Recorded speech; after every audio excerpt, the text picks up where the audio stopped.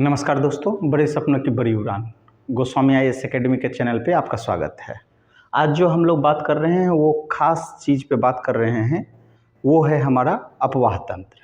आज हम लोग अपवाह तंत्र जानने का प्रयास करते हैं। ठीक है, इस अपवाह तंत्र को हम लोग देखिए कैसे कैसे देखते हैं। सबसे पहले तो आपकी प्रश्न पूछने की प्रवृत्ति कैसे कैसे हो सकती है, प्रश्न पूछने की प्रवृत्ति उन पे चर्चा कर लेते हैं पहले। यदि आपके पास ये दिमाग में सेट रहेगा कि प्रश्न इस तरीके से पूछा जाता है, तो मेरे ख्याल से आप प्रश्न के अनुसार आपकी जो तैयारी की रणनीति होगी उस अनुसार से होगी। तो पहले तो हम लोग देख लेते हैं कि अपवाह तंत्र है क्या। दूसरा, ये आपको पूछेगा कि नदी की अवस्था कौन कौन सी होती है, नदी की अवस्था। ठीक है, फिर आपसे पूछेगा नदी किस देश और किस राज्य से गुजरती है, किस राज्य से गुजरती है। उनके बाद जो पूछेगा कि इस नदी के किनारे आपको कौन सा शहर है, नदी के किनारे शहर।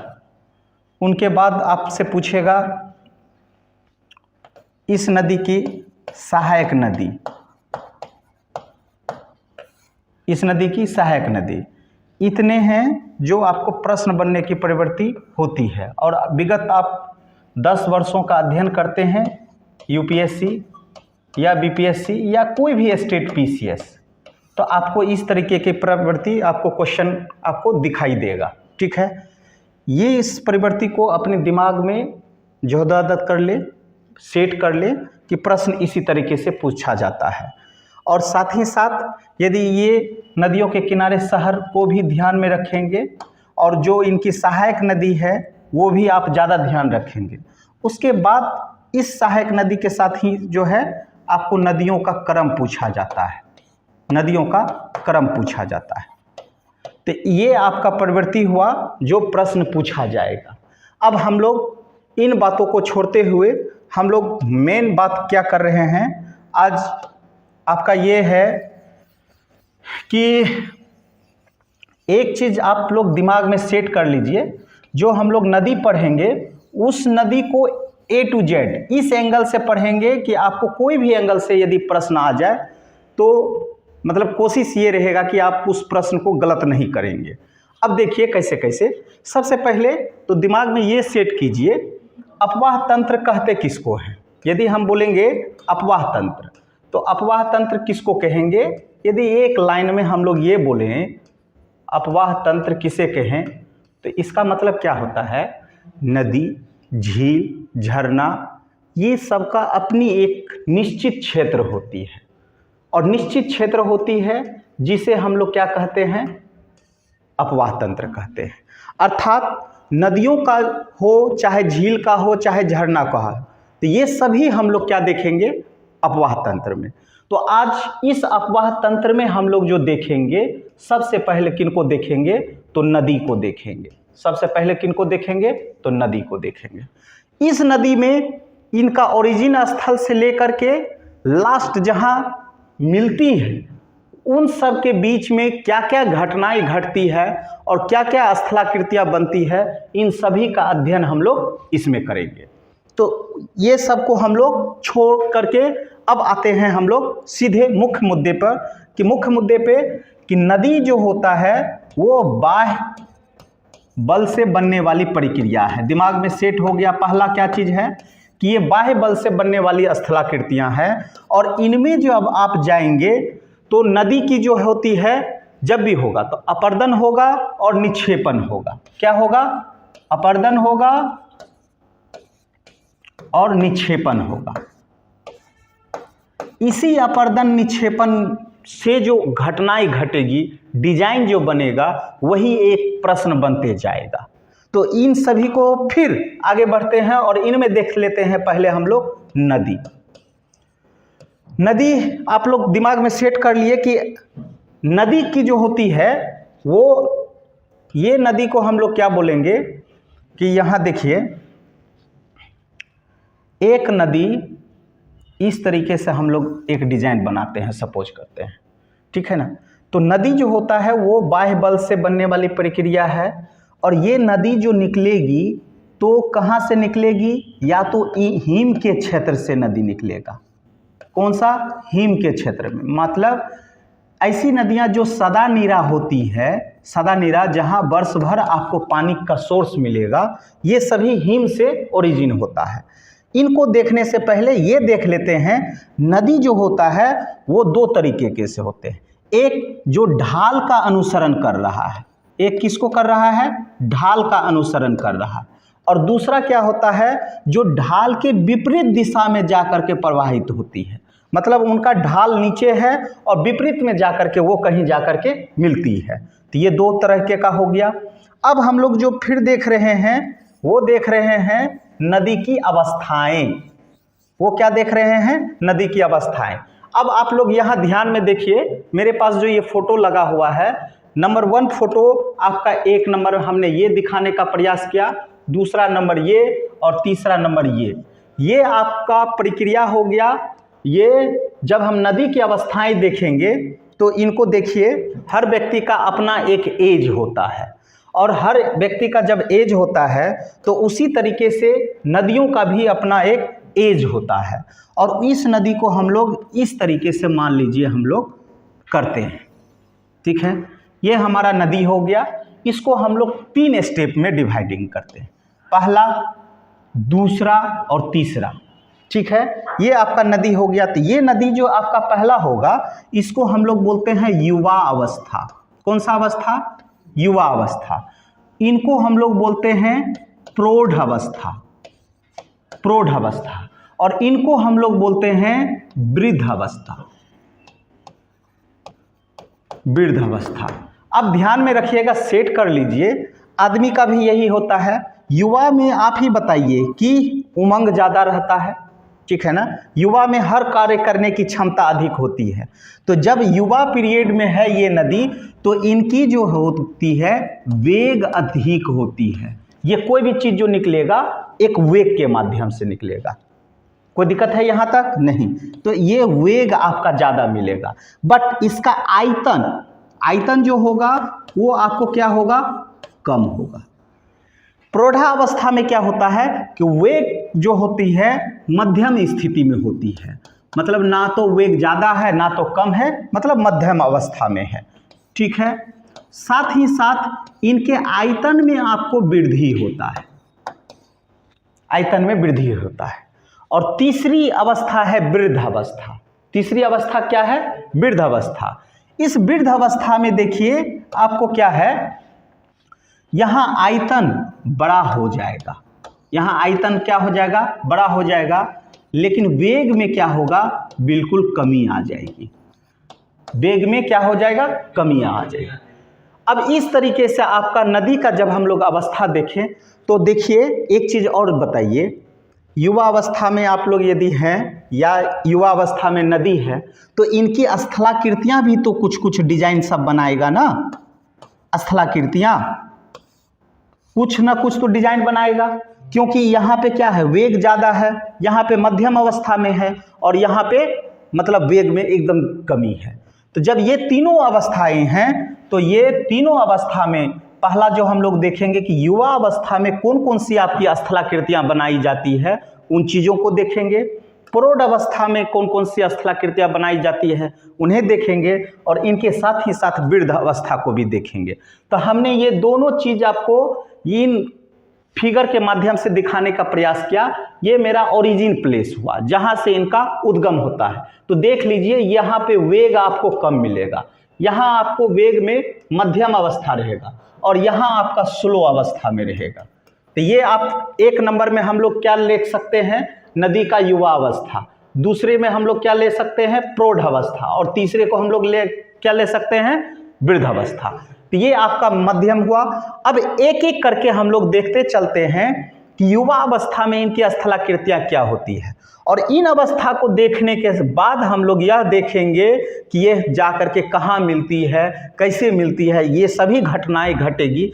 थोड़ी सी ये क्लास आपको लंबी मिलेगी, लेकिन मेरे ख्याल से एक बार आप इस तरीके से पढ़ लेंगे तो उम्मीद करते हैं कि किसी भी लेवल का आप प्रश्न बनाएंगे तो आपसे बन जाएगा। तो अब हम लोग पहला ये देखने का प्रयास करते हैं, नंबर 1 ये आपका युवा अवस्था हुआ। युवा अवस्था में देखिए, मान लीजिए ये मेरा युवा अवस्था हुआ। युवा अवस्था में जो है सबसे पहले आप लोग ध्यान में सेट करेंगे कि युवा अवस्था में पहला जो चीज बनता है वो क्या बनता है, तो एक को हम लोग बोलते हैं गॉर्ज। क्या बोलते हैं? गॉर्ज। युवा अवस्था में स्थलाकृति, तो ये आपका गॉर्ज हो गया। अभी इसके बारे में हम आपको कहानी बताएंगे, समझिएगा। ये आपका गॉर्ज हो गया। दूसरा जो होता है इसको हम लोग बोलते हैं भी आकार की घाटी। इनको हम लोग क्या बोलते हैं? भी आकार की घाटी। तीसरा जो है ये आपका है, इसको हम लोग लिख देते हैं आपको यहां, भी आकार की घाटी। और तीसरा जो बनता है इसको हम लोग बोलते हैं जलप्रपात। क्या बोलते हैं? जलप्रपात। और तीसरा जो ये जो है चौथा, इसको हम लोग बोलते हैं रैपिड, है ना। तीसरा आपको यहां हमने क्या बोला? जलप्रपात। चौथा आपको क्या बना? तो इसको हम लोग बोलते हैं रैपिड या क्षिप्रिका। रैपिड या क्षिप्रिका। और लास्ट जो डिजाइन है इसको हम लोग बोलते हैं पलंग पुल, है ना। इसको हम लोग क्या बोलते हैं? पलंग पुल। ये जो स्थलाकृतियां हैं ये सभी स्थलाकृतियां नदी की प्रथम अवस्थाएं अर्थात युवा अवस्था में बनती है। अब देखिए हम लोग गॉर्ज को देखते हैं। सबसे पहले किसको देखते हैं हम लोग? गॉर्ज को। अब आते हैं, ये देखिए आपका नदी हो गया सबसे पहले गॉर्ज, उसके बाद भी आकार देखेंगे। तो गॉर्ज जो होता है आप ध्यान रखेंगे कि एक लंबवत आपको पहाड़ी चट्टान मिलेगा, ठीक है ना। इस चट्टान में ये कठोर चट्टान है, ये भी कठोर चट्टान है। जो मुलायम चट्टानें होती है वो मुलायम चट्टान आपको वहां से घिसका दिया जाता है, इसलिए कि यहाँ तो वेग ज्यादा है। और वेग ज्यादा होने के कारण क्या होता है, यहाँ से मुलायम चट्टान को हटा दिया जाता है और दोनों तरफ कठोर चट्टान स्थित हो गए। इस डिजाइन की आकृति को हम लोग क्या कहेंगे? गॉर्ज कहेंगे। इस डिजाइन की आकृति को हम लोग क्या कहेंगे? गॉर्ज कहेंगे। जैसे मान लीजिए यही गॉर्ज जो होता है आपको आई प्रकार का घाटी बन जाता है। देखिए आपको लेटर के अनुसार आई नजर आ रहा होगा, यदि आप इसको सीधा कर देंगे तो आपको आई प्रकार की घाटी आ जाएगा। इन्हें आप गॉर्ज बोलिए या आई प्रकार की घाटी बोलिए। दिमाग में सेट हो गया पहला गॉर्ज। और ऐसा जो आपको मिलेगा ये गॉर्ज आपको सिंधु नदी भारत में प्लस ब्रह्मपुत्र नदी में ये गॉर्ज आपको ज़्यादा देखने को मिलेगा। क्लियर है? दिमाग में हमारे ख्याल से सेट हो गया कि गॉर्ज किसको कहते हैं? जब लंबवत रूप से कठोर चट्टानें होती हैं तो मुलायम चट्टान को अपर्दित कर देती है और अपर्दित करने के बाद जो स्थलाकृतियां बनती है उसे हम लोग क्या कहते हैं? गॉर्ज कहते हैं, या इन्हीं को हम लोग आई प्रकार की घाटी कहते हैं। ऐसा हमें भारत में भी देखने को मिलता है। गॉर्ज वो कहाँ दिखाई देता है? सिंधु और ब्रह्मपुत्र की नदियों के क्षेत्र में। चलिए यहाँ तक मेरे ख्याल से कोई दिक्कत नहीं है। चलिए दूसरा है भी आकार की घाटी। दूसरे प्रकार की जो है भी आकार की घाटी। अब भी आकार की घाटी को समझिए। भी आकार की घाटी आपको डिजाइन से लग रहा होगा, ये देखिए आपको इस तरीके से एक पर्वत हो गया, दूसरा ये हो गया और इनके बीच से एक नदी गुजर रही है। तो एक तरीके से आप लोग भी इस तरीके से बनाते हैं ना, तो भी आकार की घाटी ऐसा हो गया कि इसको हम लोग सीधे बोल सकते हैं कि पर्वत का ऊपरी ढाल जो कठोर चट्टान से निर्मित है, साथ ही साथ अपर्दन के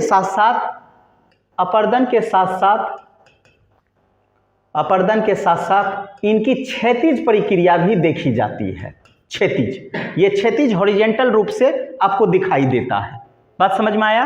तो ये आपका क्या हो गया? भी आकार की घाटी। मेरे ख्याल से भी आकार की घाटी क्या होगा आप समझ लीजिए, फिर समझ लीजिए कि दो पर्वतों के बीच अर्थात कठोर चट्टानों के बीच बनने वाली जो अपर्दित घटनाएं होती है उन्हें हम लोग क्या कहते हैं? भी आकार की घाट। अपरदित मतलब यहाँ से जो भी चीज था मुलायम चट्टान उसको लेकर के कहाँ भगा के लेके चल गया। क्लियर है। अब आगे चलते हैं, हमारा तीसरा है जलप्रपात, है ना। जलप्रपात को क्या कहते हैं, देखिए जब मेरा पर्वत, ये मेरा पर्वत है, ये मेरा क्या है, कठोर चट्टान है, ये क्या है, मेरा कठोर चट्टान है, कठोर चट्टान है, कठोर चट्टान, कठोर चट्टान पे और मुलायम चट्टान, मान लीजिए ये हर जगह आप लोग देखेंगे एक ही बात, यहां से लेकर के यहां तक कठोर और मुलायम चट्टान का ही घटना होते रहेगा। कठोर और मुलायम चट्टान की एक लंबवत श्रृंखला होती है, लंबवत श्रृंखला होती है। इसमें मुलायम चट्टान क्या हो जाएगा, हट जाएगा, मुलायम चट्टान हट जाएगा और पानी जो है क्या होगा, एकाएक नीचे गिर जाएगा, एकाएक क्या करेगा, नीचे गिर जाएगा। तो ये अचानक आकस्मिक रूप से जो पानी गिरती है उसे हम लोग क्या कहते हैं, जलप्रपात। मेरे ख्याल से समझ में आ गया। जलप्रपात किसको कहेंगे, चट्टान का ऊपरी हिस्सा जो कठोर चट्टान से बना होता है, उनके साथ ही साथ मुलायम चट्टान भी वहां अवस्थित रहती है, लेकिन पानी का सोर्सेस क्या होता है कि उस कठोर चट्टान जो है, कठोर चट्टान से जब पानी गिरती है तो मुलायम चट्टान को एकाएक हटा देता है, और आकस्मिक रूप से जब पानी गिर जाती है तो उसे हम लोग क्या कहते हैं, जलप्रपात। क्या कोई दिक्कत है, नहीं। चलिए नेक्स्ट, तीसरा है रैपिड या छिपरिका। चौथे नंबर में हम लोग देखिए रैपिड या छिपरिका।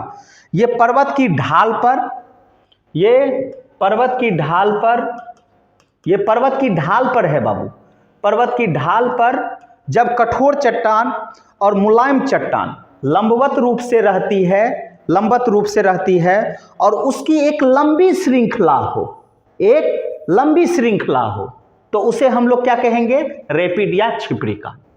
बात समझ में आया। पर्वत के ढाल पर कठोर और मुलायम चट्टान के बीच जब एक लंबी श्रृंखला हो तो उसे हम लोग क्या कहेंगे, रैपिड या छिपरिका। मेरे ख्याल से कहीं कोई दिक्कत नहीं। चलिए नेक्स्ट, पलंग पुल।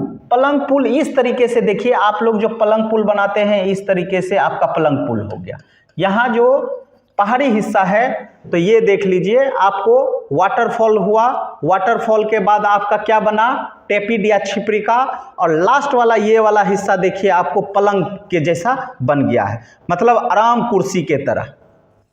तो ये स्थलाकृतियां जो बनेगी वो कहाँ बनेगी, नदी की युवा अवस्था में। कहाँ बनेगी, नदी की युवा अवस्था में। अब हम लोग चलते हैं नेक्स्ट, ये आपका हो गया नदी की प्रौढ़ अवस्था। नदी की प्रौढ़ अवस्था को इस तरीके से समझते हैं, ऐसे करके, ये आपको तो यहाँ है ही, ये हम आपको एक क्षेत्र बनाए, ठीक है, इस तरीके से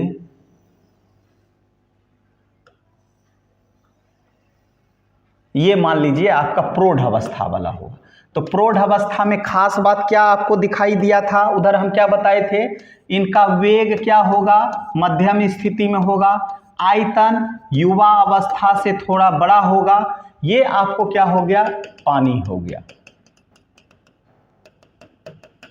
ये आपको क्या हो गया, बाढ़ का क्षेत्र हो गया। इसको हम लोग क्या बोलेंगे, बाढ़ का क्षेत्र, ठीक है। यहां पे देखिए इस तरीके से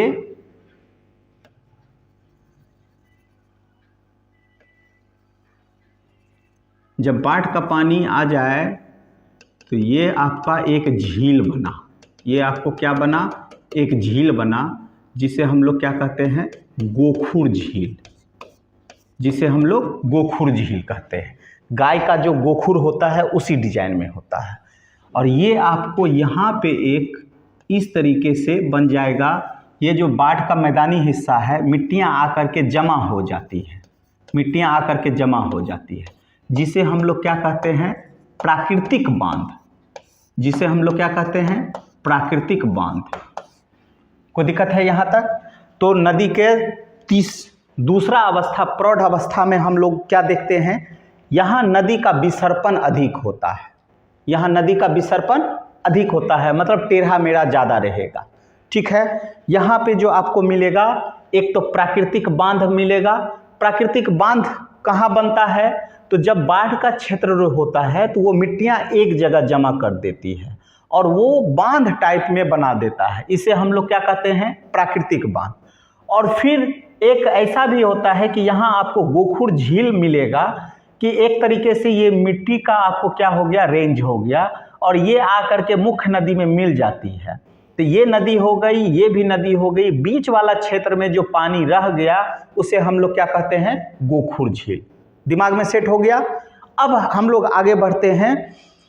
उसके बाद इसमें आपको तीसरा जो मिलता है वो बाढ़ का मैदान। इस क्षेत्र में आपको बाढ़ का मैदान ज़्यादा देखने को मिलता है। क्यों?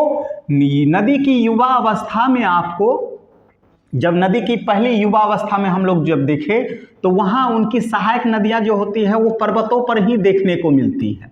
और दिमाग में यह सेट करेंगे कि नदी की युवा अवस्था जब भी घटनाएं घटेगी वह पर्वतों पर ही होगी, पहाड़ियों के ही क्षेत्र में होगी। और ये सभी घटनाएं कहाँ होगी? धरातल पे होगी। और धरातल में आपको प्रौढ़ अवस्था में क्या देखने को दिया? पहला बाढ़ का मैदान, दूसरा प्राकृतिक बांध और तीसरा गोखुर झील। अब नदी की तीसरी अवस्था पे हम लोग चर्चा करते हैं और नदी की तीसरी अवस्था है जिसे हम लोग क्या कहते हैं? वृद्ध अवस्था। यहाँ पे आपका वेग बिल्कुल कम हो जाता है, वेग बिल्कुल कम हो जाता है, लेकिन आयतन में क्या होता है? वृद्धि होता है। आयतन में क्या होता है? वृद्धि होता है। और ये वाला क्षेत्र जो होता है वृद्ध अवस्था में एकदम स्लो अवस्था में जाकर के समुद्र में मिल जाती है। और इस घटना में आपको जो बनता है वो बनता है डेल्टा। इस अवस्था में क्या बन जाती है? डेल्टा। अब डेल्टा क्या होता है? जितनी भी नदियां आ रही है, जितनी भी नदियां आ रही है वो अपने साथ जो भी चीज़ अपरदित करके लाई है उन सभी को एक जगह रख दिया, एक जगह रख दिया। और इन चीज़ों को जब रखा और तब जाकर के स्वतंत्र रूप से आपको जाकर के समुद्र में जाकर के मिल गया। ठीक है। तो वृद्ध अवस्था में क्या होता है? कौन सी स्थलाकृतियां बनती है? तो डेल्टा की स्थलाकृतियां बनती है। और वृद्ध अवस्था में क्या होता है? इनके वेग में बिल्कुल कमी होती है और आयतन में वृद्धि होती है। डेल्टा क्या होता है कि जब नदियां अपने साथ अपरदित करके कोई सामान, मिट्टी या कोई भी चीज़ लेकर के आती है तो उनको एक जगह जमा कर देती है और स्वतंत्र रूप से नदियां कहाँ जाकर के गिर जाती है? तो समुद्र में जाकर के मिल जाती है। इस घटना को हम लोग क्या कहते हैं? नदी की वृद्ध अवस्था, जिसे हम लोग तृतीय अवस्था में देखते हैं। ये आपका हो गया नदी की जब अवस्थाएं देखें तो नदी की अवस्थाएं में आपको पहला आपको क्या दिखाई दिया बाबू? पहला तो आपको यही चीज़ दिखाई दिया कि नदी का जो ओरिजिन होता है तो वो आपको तीन तरीके से, युवा, प्रौढ़ और वृद्धावस्था। युवा अवस्था जो होता है वो पहाड़ी वाले क्षेत्र में होता है, ये थोड़ा सा धरातलीय हिस्सा में होता है और ये तो बिल्कुल धरातलीय हिस्सा में होता है। यहाँ वेग में कमी होती है, यहाँ वेग में तीव्रता होती है, यहाँ वेग में बिल्कुल कमी हो जाती है और वेग में तीव्रता आपको यहाँ देखने को मिलेगी। तो यहाँ का जो डिजाइन बनता है, यहाँ जो स्थलाकृतियाँ बनती है, यहाँ जो स्थलाकृतियाँ बनती है और यहाँ जो स्थलाकृतियाँ बनती है, इन तीनों को ही हम लोगों ने देखा। किस में देखा? तो पहला में हमने देखा युवावस्था। युवावस्था में जो स्थलाकृतियाँ बनती है वो क्या कहलाता है? गॉर्ज। दूसरा भी आकार की घाटी, तीसरा जलप्रपात, रैपिड और पलंग पुल। आपको इस बारे में हम पूरे घटना बता चुके हैं। ये सभी आपको पहाड़ी क्षेत्र की घटनाएं हैं। दूसरी अब हम लोग देखते हैं प्रौढ़ अवस्था। ये धरातलीय हिस्सा में है और धरातलीय हिस्सा में आपको इस तरह की घटनाएं घटती है जहां प्राकृतिक बांध, गोखुर झील और बाढ़ का क्षेत्र बनता है। तो वहीं इनकी तीसरी अवस्था है जिसे हम लोग बोलते हैं वृद्ध अवस्था। और वृद्ध अवस्था में जो नदियां होती है वो डेल्टा का निर्माण करती है या डेल्टा स्थलाकृतियां बनती है। ये आपका हो गया नदी की अवस्था। अब जो हमारी रहेगी ये नदी की अवस्थाएं में हम लोगों ने जो देखा वो देखा और इनके साथ ही साथ इनको भी हम लोग देख लेते हैं कि कोई भी नदी का जो ओरिजिन होता है वो हिम क्षेत्र से होता है, जिसे आप लोग क्या कहते हैं? ग्लेशियर। ग्लेशियर जो कहते हैं वो आपको ऊंचाई के चट्टान पर आपको ये बर्फ का जो है परत जमा हुआ रहता है। ठीक है।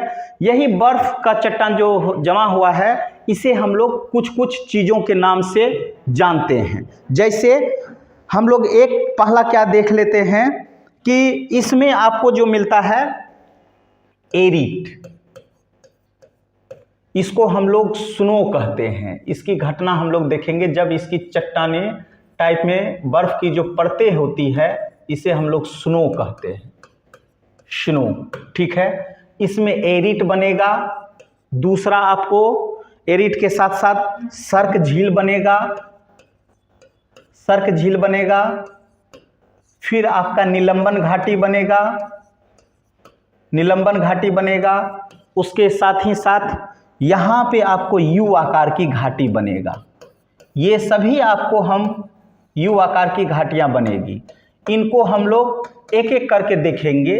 तो जब हम लोग देख लिए, यहाँ आसान भाषा में हम लोग समझने का प्रयास करते हैं। जहाँ हिम जमी रहती है उसे हम लोग स्नो कहते हैं।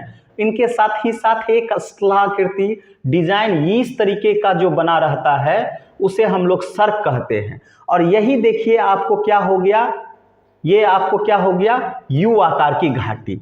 और आगे चलते हैं तो इसको हम लोग क्या बोलते हैं, निलंबन घाटी। ये जहाँ से नदियाँ का सोर्सेज होता है कि ये हिम पिघलने के बाद नदी का रूप लेगा, और नदी का रूप लेता है तो वो घटनाएं जो होगी वही क्या कहलाएगा, युवा अवस्था। और युवा अवस्था की जो भी घटनाएं घटेगी वो कहाँ घटेगी, पर्वतीय क्षेत्र में घटेगी।